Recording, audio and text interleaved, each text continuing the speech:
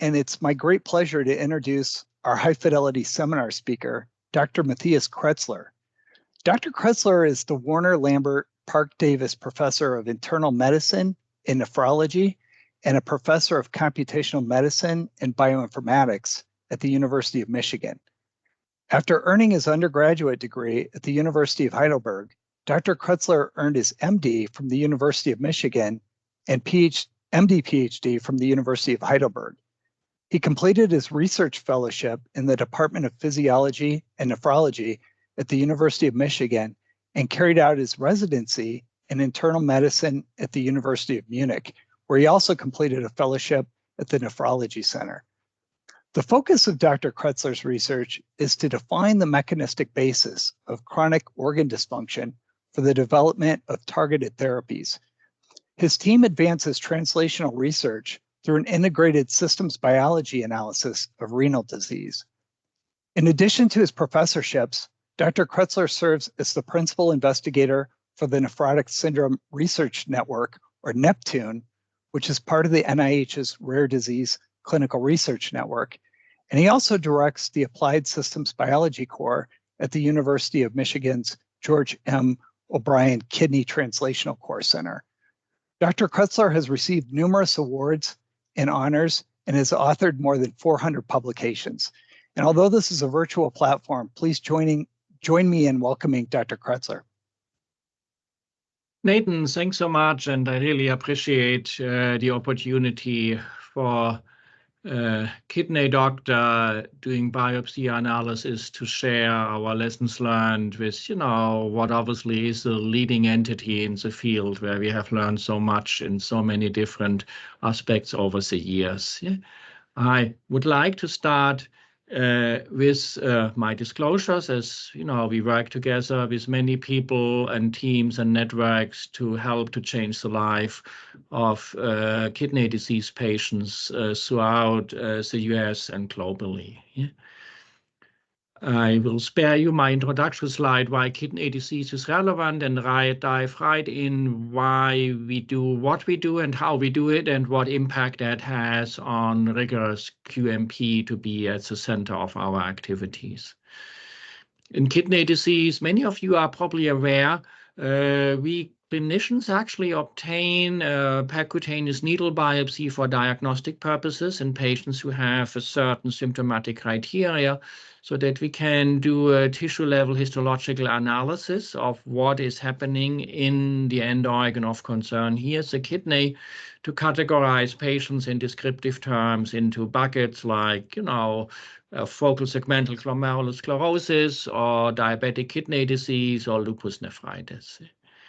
Early on, or really 25 years ago, we started to take advantage of the fact that we get access to tissue in many diseases where it is very difficult to do so in other organ systems, like in diabetes, like in hypertension, like in vascular disease, like in autoimmune disease. And we develop protocols to use a biopsy cores. They are tiny, they are 12 millimeter in length and 0.8 to 1 millimeter in thicknesses, but to use them for molecular profiling analysis, in addition to the histological evaluation using standard nephropathological criteria. In addition, our nephropathologists developed early on, Dr. Barisoni really was in charge here, an image framework for a digital pathology repository who has facilitated now over the last 15 years a comprehensive series of studies to define kidney diseases in mechanistic terms, with descriptive and quantifiable parameters. In addition, we have an opportunity, like any other study of chronic disease, to use blood as our non-invasive biofluids. But again, kidney has a unique angle that we get actually out of the urine a liquid biopsy of cells, of proteins, of metabolites who are found in the urine and reflect the states upstairs in the kidney if we carefully match and link up kidney tissue events to the non-invasive urine biofluids. And then finally, we have developed, like in many other organ systems, ex vivo organ-on-a-chip platforms. We are funded by NCATS for clinical trials on a chip, so that we take iPSCs derived from our study participants to differentiate them out into kidney organoids, and then have an opportunity to benchmark these kidney organoids back to the in vivo state, which we have captured with the same technologies out of a kidney biopsies, and are in a process to get that strategy through regulatory approval at FDA and EMA as well. As obvious from these approaches, it's clear that we have, with these strategies, transitioned kidney research to being one scientist, one molecule, one career, into a multi-scalar data activity where we have big data in many different data domains, and making these data fair so that we can find and link cross-cutting disease mechanisms has been a key focus of our group over the last 2 decades. And we have seen significant progress that first we could start to identify on population levels in our cohort studies and in cohort and patient level databases, disease trajectories of good and poor outcomes over time. We could link those back to the multi-scalar data sets and identify novel therapeutic targets, which we are very excited to see are taking ground now that we moved from 3 to 4 trials in our field when we started our glomerular disease network, now to over 62 trials active as we speak. The part our patient participants are most excited about is that we are also transitioning now to a place where we can use that knowledge network on a patient individual level to identify disease pathway activities, link them to ongoing trials, and help to bring in a precision medicine concept the right patients to the right trial, in many instances using the concept of the non-invasive disease surrogates. This is a framework which then allowed us to move one step further. A lot of our initial studies were done on indication biopsies, meaning biopsies done for clinical diagnostic care delivery. And we started to add an extra core to be procured for research purposes only, now into a space where we have diseases we are not routinely biopsies, acute kidney injury, diabetic kidney disease, hypertension-associated kidney disease. But we need to know what's happening in our patients, because our historical knowledge, we assumed, was not an adequate reflection of where these diseases are right now, right today. And this is where the Kidney Precision Medicine Project, funded by the NIDDK, was initiated now 7 years ago, where we establish in KPMP a multi-year collaboration of leading research institutions to better understand the mechanism of acute kidney injury and chronic kidney disease in kidney biopsies solely obtained for research. Meaning we ask patient volunteers to allow us to do a procedure who carries minimal but not insignificant risks for donation of tissue to our structured research activities. And in getting us started, we established core values as we got the study off the ground. One really is that we consider our study participants the heroes of the network, as they donate a piece of themselves for a research activity who then allows everything else to get started from. Embedded in that principle, obviously, is that patient safety, patient community engagement, and highest possible ethical standards are essentials in everything we do, and our leadership in our patient participation steering committee holds us accountable to. And from these activities, everything else is flowing, that what we will discuss today, obviously, ensuring the highest level of data quality possible in a research setting, that we feel very strongly that to honor our contribution to science from our participants, that an open data, open science community is essential, and that team science and collaborative spirits throughout the entire activity is a founding principle for us to move forward. With this framework in place, we had 4 main goals of KPMP established early on. Goal number one is to establish such a framework to obtain research tissue from study participants, that we then can use that to identify disease subgroup with the full picture of the patient phenotype in molecular, in genetic and structural, but also in clinical and social determinants of health frameworks, for us to reach a holistic understanding of the disease, which then can help us to identify critical cells pathways for therapeutic attacks to be developed by our partners in the drug developmental framework. And then finally, and most importantly, make all that knowledge openly accessible in the Kidney Tissue Atlas framework moving forward. So with this effort, we are also always grounded in KPMP by our participants who are our leadership and tell us what we are here for, meaning we have to answer the questions of our patients of what do I have, where does it come from, where will this go, and can we together do something about it today? And if not today, then when can we do that tomorrow? To get that system off the ground, we developed a structured implementation strategy, leveraging a lot of the particularly rare disease studies we had been doing for 10 years before we initiated KPMP, so that we have a set of centers of excellence for recruitment of patients with highly structured and monitored biosample procurement, who then is referred to a central data and sample repository, who transfers those samples out to centers of excellence with unique, rapidly evolving tissue interrogation technologies, who provide then the data and metadata in a standardized manner back to the data coordinating center, where the Kidney Mapping Atlas program then takes the data in, annotates the data, maps the data, integrates the data, and then has developed intuitive data sharing instruments for a wide variety of user communities.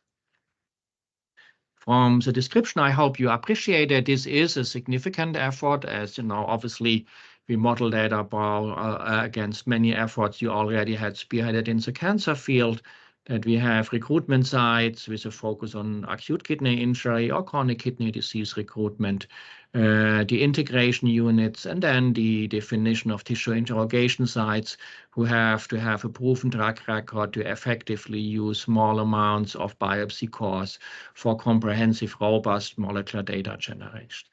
We have an opportunity pool in place, which allows us to nimbly and flexibly deploy resources for the latest advancement in technologies. And obviously, it has been an incredible ride with the rapidly evolving landscape of molecular profiling technologies for kidney tissue and tissue in general, which we could leverage effectively with this way. I want to quickly reiterate the patient-centric approach we have in KPMP, where our patient participants drive our project forward as equal partners in every step. They write the informed consent, they help us to build our outreach tools, they help us to develop recruitment material, but they also ground us, the scientists, in the scientific objectives and make sure that we stay on task and focused and don't go down too many scientific rabbit holes, and are very effective in pulling us back, in asking quite often our discussions team, why are we doing it and what are we here for? A couple of questions on the clinical trial design or the core design. As I mentioned, we focus on people who at time of inclusions are expected to have diabetic kidney disease, hypertensive kidney disease, or acute kidney injury. We exclude patient populations who are either studied in other parallel efforts, who have an increased risk for biopsy complication, or as of now, people who are in the pediatric age range. I'm happy to report that we were able to activate our study now that we get roughly 20 biopsies from study volunteers procured per month. And you can see here the distribution that the majority of the patients comes from the CKD space, actually with diabetes at time of biopsy, with a smaller proportion of people often in an intensive care unit setting with acute kidney injury. We have also people with diabetes who have not developed clinically discernible kidney disease after more than 15 years of diabetes as our diabetes resilient cohort. And then we have various populations who procure reference tissue from people who are considered from clinical perspective to have no kidney disease at time of biopsy. We purposefully designed the study to be nimble and flexible to bring a lot of different angles towards understanding what is happening in the kidney, with tissue being the issues, and have now a flurry of different technologies in space, capturing transcriptomic, proteomic, metabolomics, epigenetics, and various imaging protocols. We carefully distribute our biopsy cores across these different technologies and across the different performance sites.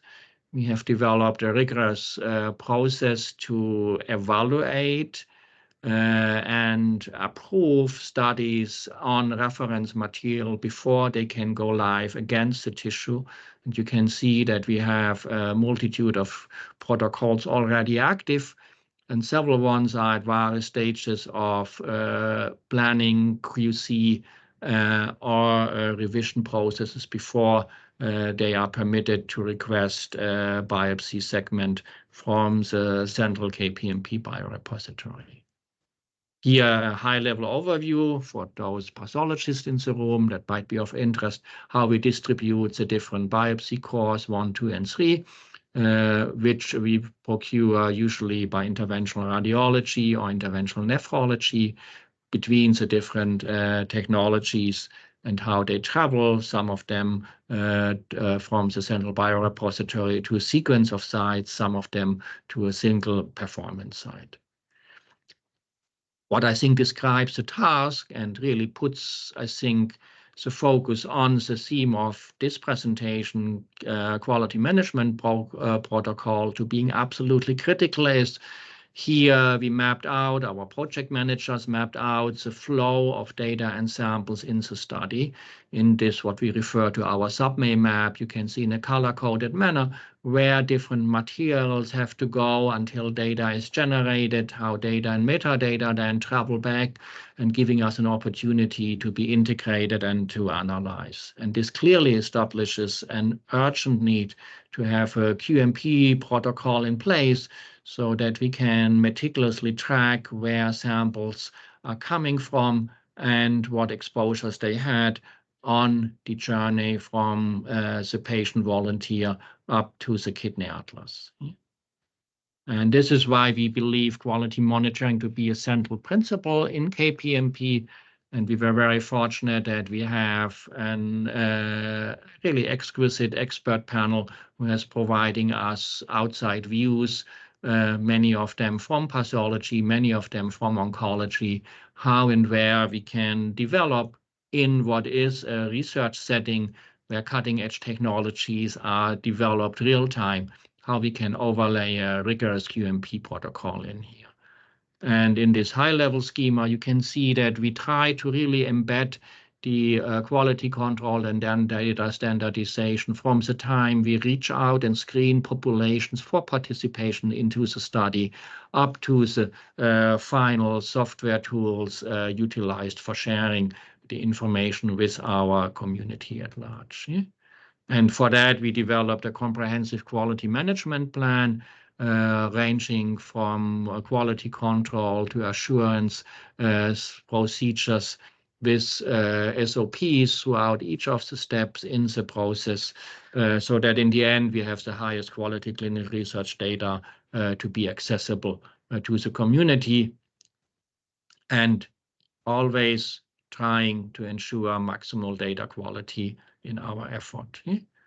So with this, we had to educate our bench scientists of the benefits of a quality management program. Many of them had not been exposed in their scientific career of the value that this allows you to have data quality support your scientific output, that we can provide transparent quality metrics to the end users, and more journals actually now require these parameters to be embedded when you upload the container with your data and your algorithms to the journals together with your manuscript.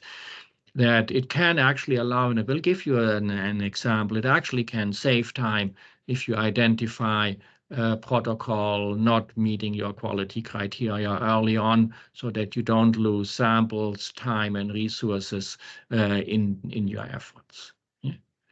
So the goals are therefore to establish a highly structured SOP for quality assured data generation, to define for each technology at the time that technology undergoes the tissue interrogation site approval process for that platform, that we define quality thresholds throughout the entire process, but particularly in the molecular data generation, that we capture these key performance indicators in each of the domain and in a dynamic manner in real time in dashboards to be visible to all members of the consortium, so that a laboratory technician can real-time review how long that sample was on the bench before it reached the fixative, if certain concerns arise as they are going through the processing. Yeah?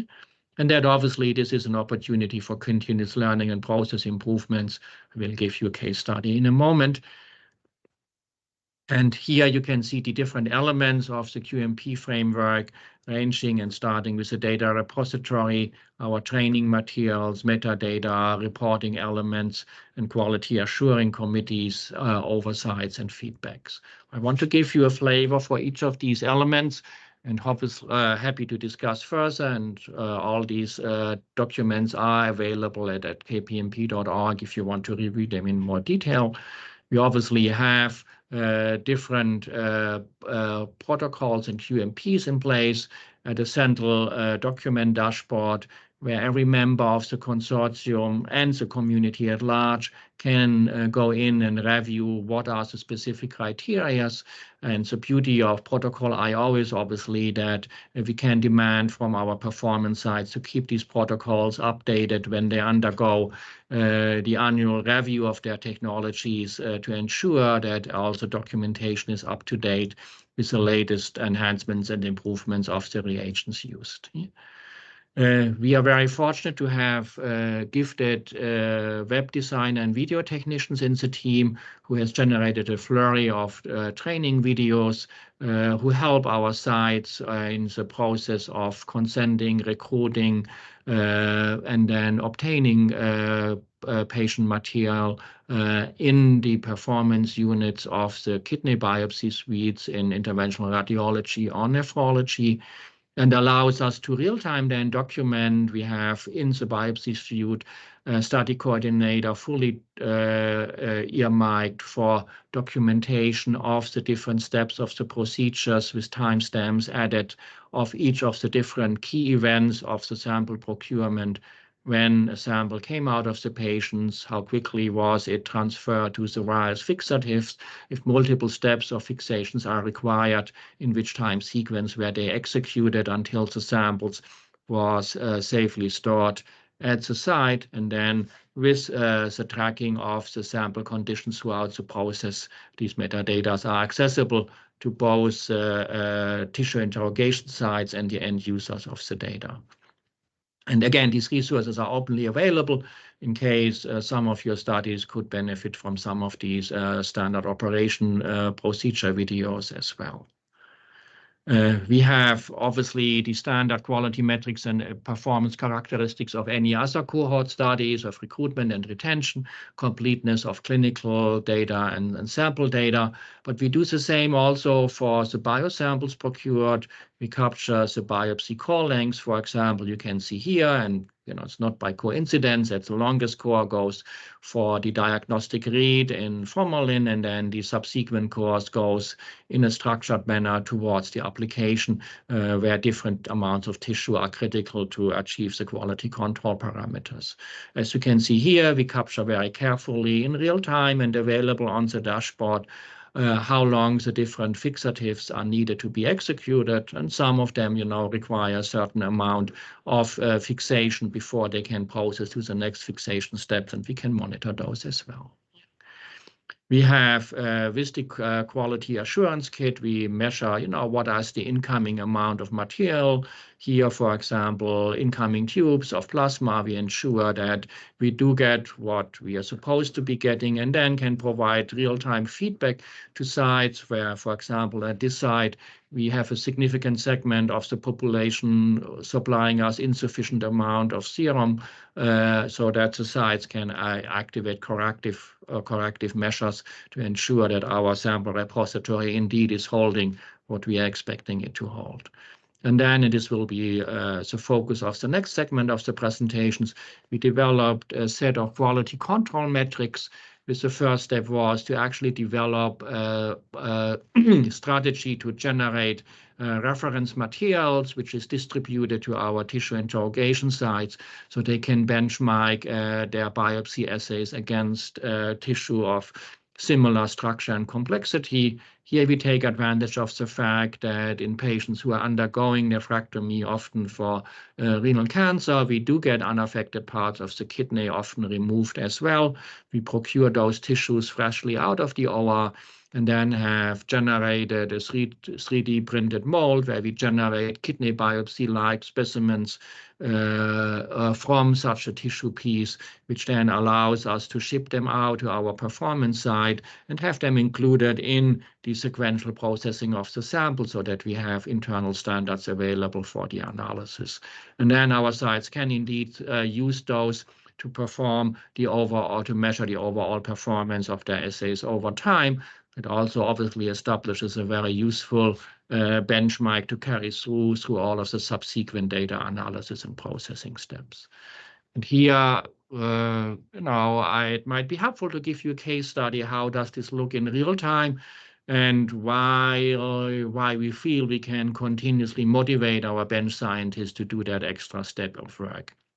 The example here is from actually the tissue interrogation site I'm co-leading here at the University of Michigan, together with the Broad Institute at Harvard and Princeton University. This is a single-cell RNA sequencing performance site, where the goal is to apply that technology to empirically derive cell subtypes and cell type-specific gene expression profiles. This requires that we generate single-cell sequencing data sets in our core facility here from live cells of kidney biopsies who have been transferred to us here from our disseminated patient recruitment network. So what this means is that our recruitment sites are obtaining a kidney biopsy. They perform a structured cryopreservation step to get that biopsy preserved in a way that the kidney cells in the biopsy core are alive. We then dissociate those live cells to get live cell populations extracted from the biopsy, who then can undergo single-cell RNA sequencing using the 10x genomics platform, and then are fed forward into the overall data mapping and integration pipeline. And you can see for each of these steps, we have defined quality control criteria of minimal thresholds these technologies have to develop. And that was what was approved when the technology went live against the kidney biopsy tissue 4 years ago. You can see here the initial performance characteristics to your left, with the protocol initiated end of 2019. We had a slowdown of the activity during the pandemic to some extent, but were able to generate reasonable amount of data as we were emerging from the pandemic. We were able to generate healthy reference tissues, here the green blocks, and also started the transfer of the quality control reference tissue, here the red triangles. And you can see that things were going quite well, and biopsies are processed in batches of 10, which you can see depicted here. But then the performance group here, led by Professor Hodgin in nephropathology, noticed that between the last sample batch that there was a significant drift happening of the sample quality. Samples still were inside the preset minimum quality threshold, but we could see in the Levy-Jennings plot here a sequential decline in the amount of cells who survived QC in the system. And based on the quality metrics protocol accessible in real time to the performance side actually here stopped using our kidney biopsy material donated by our research volunteers, hold off on processing those samples and reverted back to use the quality reference tissue samples and orthogonal samples available to us to see which elements of the assays might have been drifted off and rotated through the reagents used in the study into a space where then with the various quality control material, we could show that the assay returned back to the pre-specified quality space in the reference tissue provided from the coordinating hub in KPMP, and then also in non-KPMP biopsies could generate data which fulfills the quality criteria now again preset by KPMP, allowing us with this analysis of the shift in trends to provide corrective actions, which now got the site back into the performance status where it needed to be, and thereby preventing the loss of any biopsies donated by our patient participants due to rigorous implementation of a QMP. So this was one example, and happy to hear feedback during the discussions if you have similar experiences to share. It was reassuring to see that that really allowed everybody in the KPMP community to see a real-time example how QMP can be of value in a setting where you deploy a complex technology to evaluate the overall performance and prevent tissue loss, which would be so detrimental to the study. I would now come to the second half of my talk to give you an introduction how we developed our data sharing instruments to ensure that the data which we are generating with the QMP data attached to it is of maximal use to the community. And here, while we were developing the profiling technologies on the molecular side of the operations, the software development team was very busy as well in evaluating who are we developing our kidney atlas for, meaning we defined unique user personas ranging from study participants to pathologists, clinicians, summary data users, research data analysts, and the expert bioinformatic data miners. And evaluated for each of them what are their unique needs they expect to see delivered by an effort like a kidney precision medicine project, so that the information, the data we provide to them can be most effectively embedded in the knowledge environment they bring to the study. We built our platform in this context to be accessible to a wide user community, and then found out with our user interviews very early on that there is not one tool who will fit all needs, but rather while we undergo rigorous ontology mapping, biocorrelation, and integrative analysis for all of the data, we have an Atlas repository who serves best expert bioinformatic user community, but we have a specific participant viewer where participants can evaluate and explore their own kidney biopsy tissue in a way resonating with their interest and needs. And we have those three different principal elements in place. Atlas Data Repository, it's an open source for you without any constraints. Users can access the data, explore and download the data in their local environment for downstream analysis. And we share everything in the Atlas repository except information who contains potentially identifiable data sets. Those are behind the data use agreement, where a user simply has to state that they will not try to re-identify study participants to protect our study volunteers with this setting. We developed an Atlas Explorer tool, which is geared towards a clinician scientist, molecular biologist, nephropathologist without detailed bioinformatic expertise, but a good understanding of the overall disease pathobiology to explore where and how cells and genes work together in kidney health and disease. And then, given the rapid development of the spatial profiling technologies in the community, we have developed an Atlas Spatial Viewer. This is out of Neil Scalensberg group at Harvard, who also serves HubMap and the Human Cell Atlas Consortium, to bring multi-channel spatial data sets in a dynamic way to our user community. We are very happy to say that our repository is effectively used. We have over 7,000 files available now, more than 40,000 downloads. And as you can see, we are serving indeed a global research community with a rapidly increasing utilization of all of our different outreach tools, thereby justifying the effort which is needed to, stand up and maintain those tools going forward. It is a tall order as we see new technologies rapidly coming online, and as they go through the tissue access approval process, at the same time, the software team is developing the adequate data sharing instruments for these new technologies coming forward, preferably embedding them in the Spatial Viewer or Atlas Explorer to ensure a seamless interface for the user community. So let me give you a few examples, a few learnings over the next 10 minutes from the first years in KPMP. One key event, actually, which was a key motivation for us to start KPMP, is to reassess what we know, and more importantly, what we don't know about diabetic kidney disease, hypertensive-associated kidney disease, and acute kidney injury. Remember, those are diseases which are not routinely biopsies because clinicians assume they know what's happening in the patient and don't need tissue-level confirmation of the pathobiology.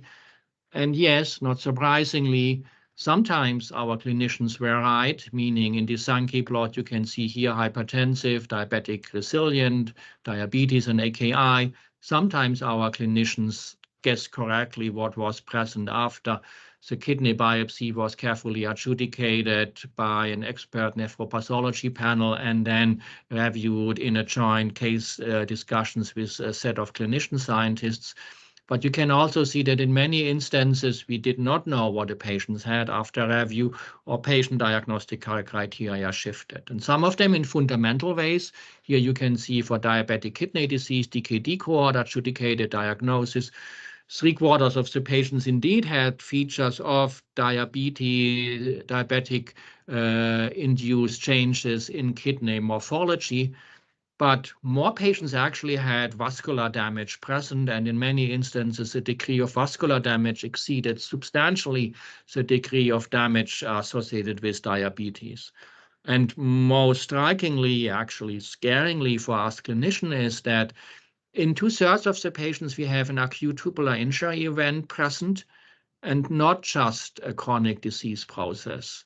And this was particularly striking as these people who donated the kidney tissue had to have, per clinical assessment, a stable disease course without an acute event, which would obviously had increased the risk of biopsies. So we only cleared patients for biopsies where we assumed the disease process was stable in whatever trajectory it was on, and nevertheless, we saw in 2/3 of those cases an acute injury to the kidney tissue, which we had no idea about why and where it was present. So this leads then to the next stage. Can we discern now, as we are redefining kidney disease in clinical and histological terms, can we also do that in molecular terms? And here we have built a structured approach that from our different knowledge domains of molecular, clinical, and histological evaluations, these are fed forward in a molecular stratification with these technologies as an example. And then the question is, how do these molecular stratification relate to the clinical stratification and the histological stratification, which is pushed forward by the expert scientists in the network as well? And this can really lead to quite disruptive insights. We were very fortunate to be part of the series of papers published last August, where HubMap, KPMP, and Human Cell Atlas provided different atlases of the human in health and disease, and kidney was selected as one of the 3 main organ systems reported in that series, where we could show among our efforts, mainly from KPMP, with contribution from the Human Cell and the HubLas network as well. We identified out of, at that time, 84 study participants, more than 100 cell types and cell states, and more importantly, could define cell neighborhoods, meaning interactions of these molecular defined cell types and states with each other, who are defining how kidney functional units work and fail in kidney disease. And this has really led to a fundamental new understanding of kidney disease pathobiology, where we not only say that there is a linear path towards renal functional decline, but we can see multiple decision points, an epithelial cell compartment together with mesenchymal and vascular compartments in the functional tissue units can trigger events who go back via hemostasis, via successful repair, or can lead to failed repair and progressive organ decline.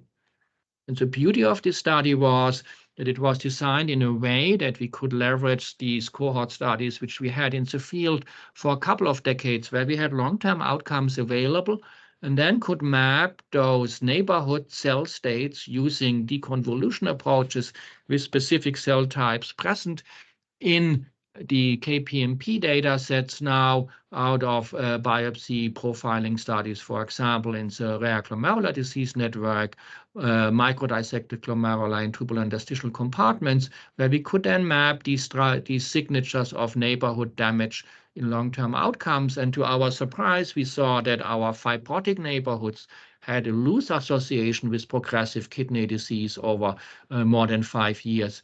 The proximal tubular epithelial cell state, which is the largest compartment in the kidney, had some association, but the strongest came from a segment of the kidney who was the second stage of ultrafiltrate reabsorption, the distal tubal thick ascending limb.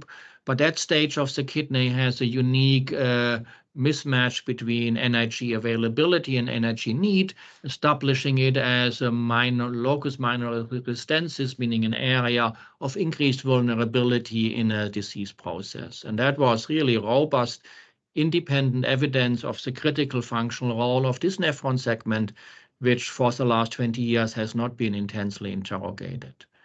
So if you have that, and I will give you here now a use case how you can do dynamic data mining of the Atlas framework to answer questions who emerge from this. So for example, if we say we have now a nephron segment we feel is strongly associated with kidney failure, how can we learn what's happening in that nephron segment? So you can go to our Explorer tool.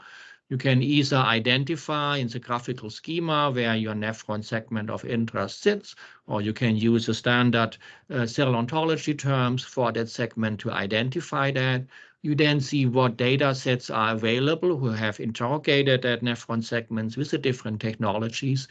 You can pull these technologies forward and ask, in this technology, what different genes are uniquely expressed and enriched in the nephron segment of interest to me versus other segments of the kidney in the entire data set or in the subset of acute kidney injury or chronic kidney disease. And then you can ask, where are specific molecules expressed in my UMAP, in my clustering of the cells using the single cell technology? And here, for example, if you're looking at a disease state where you would potentially have non-invasive biomarkers, looking at the top growth factors among those molecules identified is a logical next step. So here with epidermal growth factor, you see highly enriched in this segment versus others, which in the UMAP, here you can indeed show that in distal tubular cells and thicker-sending limb cells, indeed, as known from prior knowledge for this molecule is differentially regulated and therefore justifies further evaluation. You can go into the raw data set and build a trajectory analysis where you can see that that molecule is highly expressed in the intact cell state, and with damage you can see significant loss of that cell states as a differentiation of the tubular epithelial cells is decreasing. This was a motivation for the acute kidney injury team in KPMP, not only to look at this molecule in acute kidney injury, which you can see, yes, indeed, it is significantly upregulated here in blue in patients with acute injury versus with those. But it also allowed us to go then, as this is a biofluid detectable biomarker, which is captured at the same time as a biopsy, to measure it in a retrospective cohort of patients with acute kidney injury past cardiac surgery. And we could show that that biomarker effectively predicted the development of acute kidney injury if measured before the surgery. And it also predicted for those who developed acute kidney injury, which one actually showed progressive loss of kidney function, progressing to chronic kidney disease, alerting these patients to be very carefully monitored and intervened as seen. And this study has motivated now a comprehensive approach of over 20,000 patients for this non-invasive biomarker as a prognostic biomarker for both acute kidney injury and chronic kidney injury, and is in evaluation to be integrated into diagnostic assessment for clinical care delivery as well. As one example, how you can utilize in a dynamic manner an cell atlas and cell states to identify which niches are activated in which disease context for both diagnostic and therapeutic marker identification. How could this be used? One of the key advantages we are seeing in our field, and where KPMP is coming online just in time, is that we finally are seeing effective novel therapies reaching people with chronic kidney disease. And we, for example, have a treatment of a specific glucose transporter, the sodium glucose transporter 2, who is specifically expressed in proximal tubular epithelial cells. And blocking that sodium glucose co-transporters in the kidney has resulted in significant delay of progression in chronic kidney disease in people with diabetes, and actually with chronic kidney disease in general, and significantly decreased morbidity and even mortality in patients with diabetes or hypertension and kidney disease.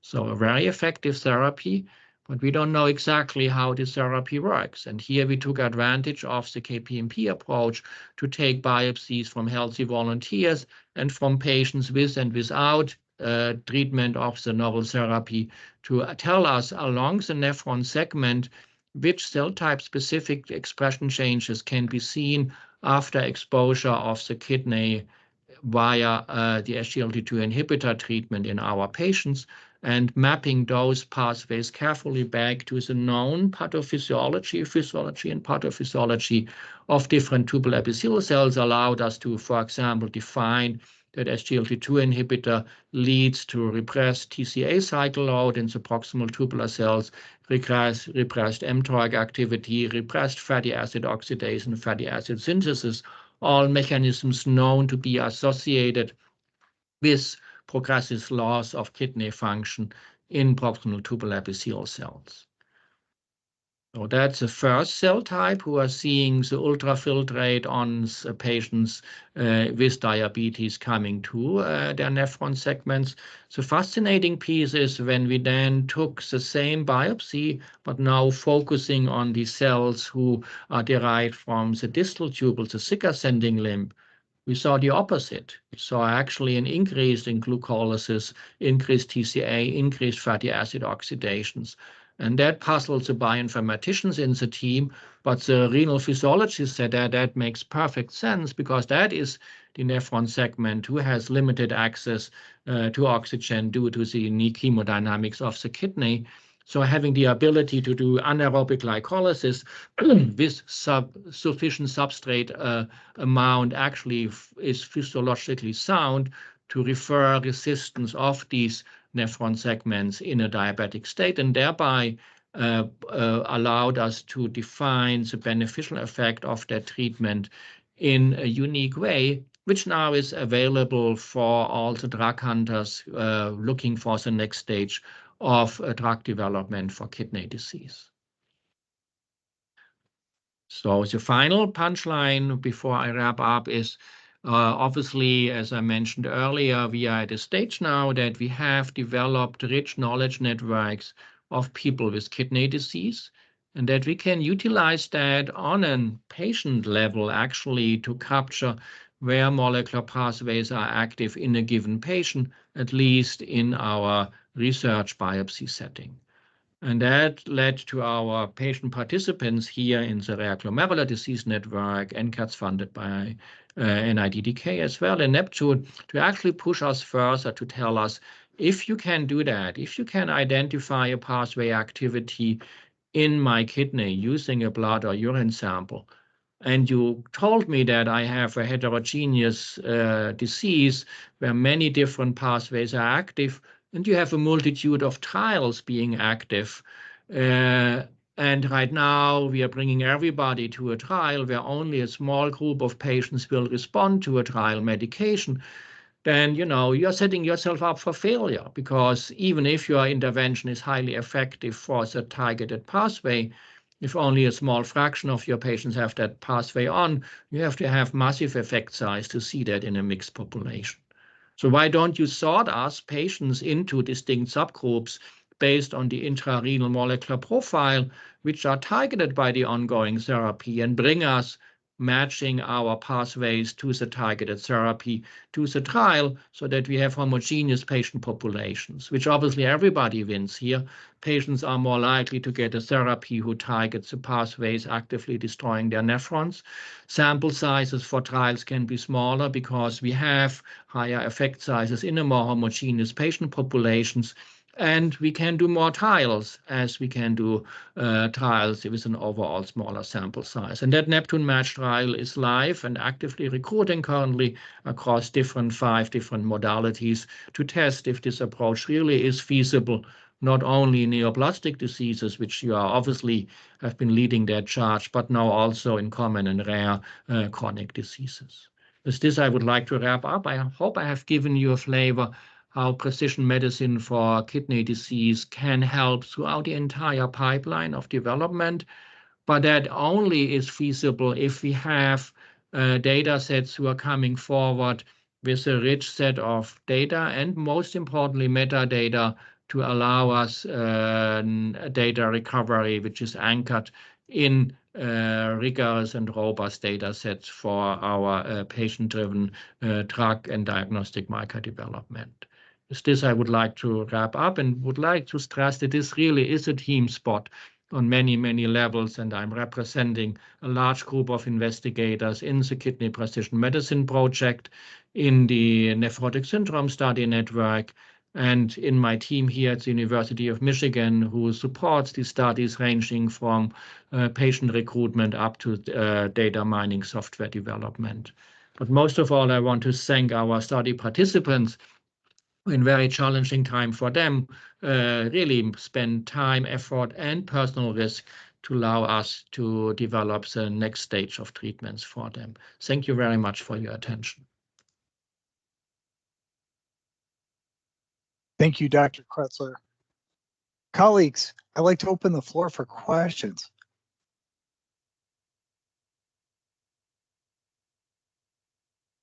I can begin. So that just an incredibly powerful and comprehensive program with a wide scope. And I was really interested in your comment about the level of patient engagement in their interactions with the scientists and physicians. And I was wondering if you could talk a little bit more about what that looks like and how that might shape the KPMP's activities. Yeah, it really has been fundamental, and I have to say, there's a long history in our studies in kidney disease, as these are chronic and often slowly progressive diseases, to have patient engagement at the centers. The Nephrotic Syndrome Study Network was funded and supported by a patient interest group. It is foundational if you have a patient panel telling you where they are coming from, what they are going through, and why they are here, and what they expect from you, to ground you in what's needed to do, and particularly when you see from the 9 patient representatives we started KPMP with, 3 are not with us any longer because we didn't deliver in time an answer for them.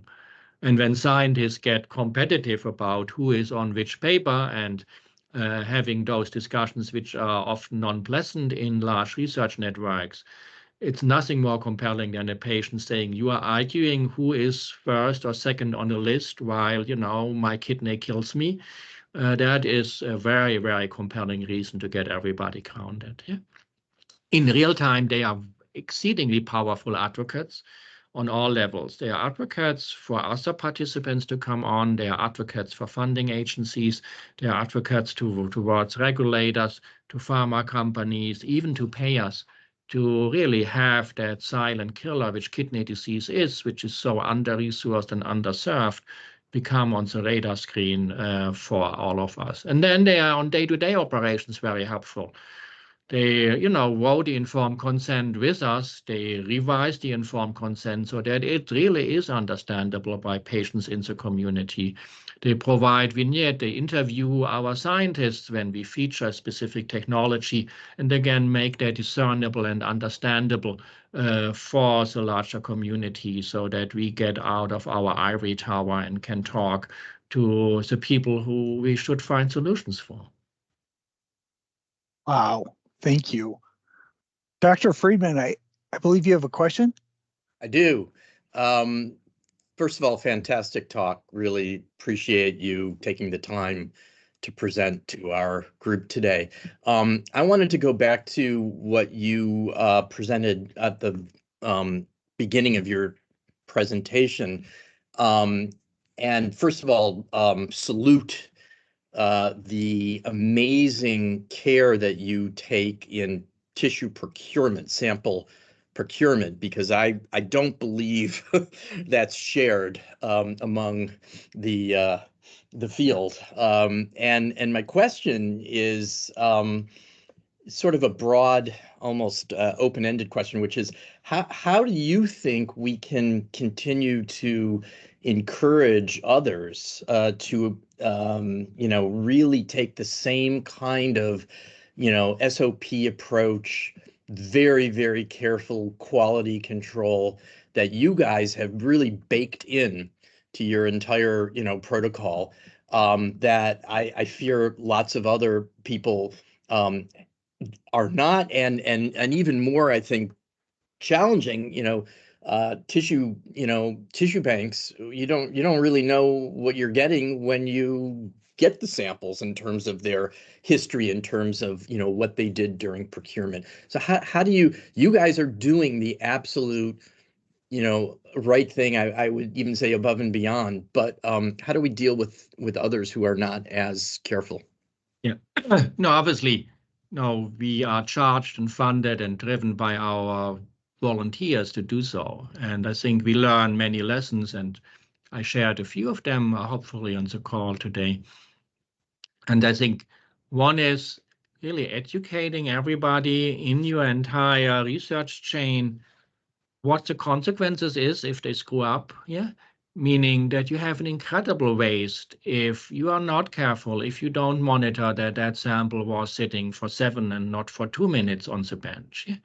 That sounds trivial, but our study coordinators who do the timekeeping and the stamps, they are at our meetings and they see all the care, all the meticulous effort which is underway, where they are foundational of, and closing those loops and making sure you don't leave anybody in the team behind.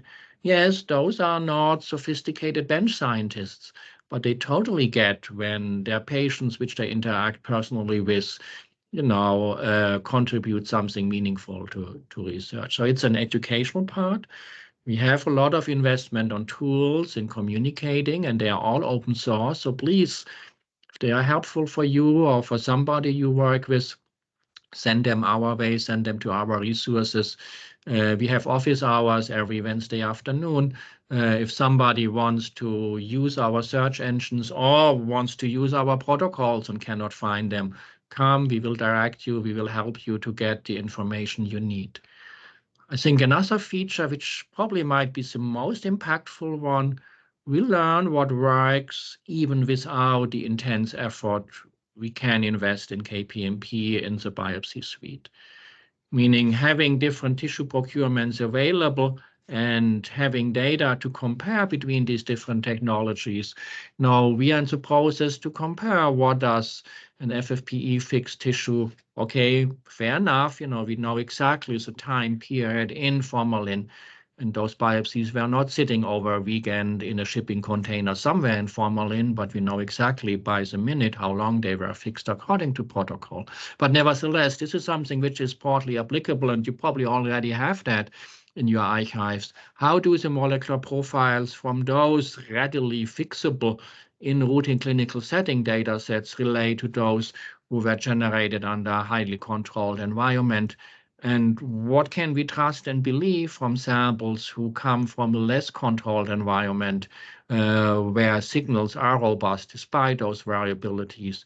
Versus other elements, metabolomic profiles obviously are the most sensitive one, where literally every second counts between getting the tissue out of a patient and getting it snap frozen. So those are lessons to learn and compared and mapping against. And publishing those stories about where things didn't work well, but we catch them just in time to prevent significant loss. We are working on that story to go out. It's not what scientists like to do. We always want to be perfect, but I think it's a key lesson for the network to learn and was well received by everybody in the team. Thank you. Thank you. Do we have any other questions? If not, thank you, Dr. Kretzler. We really appreciate this fantastic high fidelity seminar. And I wish all of you a wonderful afternoon. Thanks for making time. Have a good afternoon. Bye-bye. Thank you. Bye-bye. Bye. Thank you. Bye. Goodbye.